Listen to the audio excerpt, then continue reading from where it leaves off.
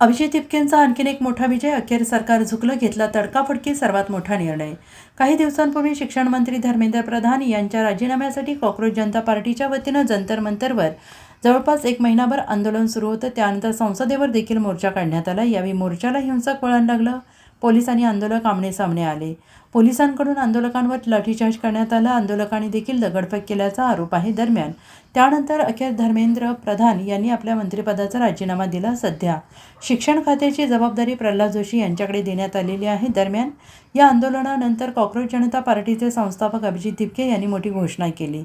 या आंदोलनानंतर त्यांनी आता शाळा सुधारण्याची मोहीम हाती घेतली. CJPनं हाती घेतलेल्या या मोहिमेनंतर राजस्थान सरकार आता अलर्ट मोडवर आल्याचं पाहायला मिळतंय. शनिवारी राजस्थान सरकारकडून थेट आदेश काढण्यात आलाय.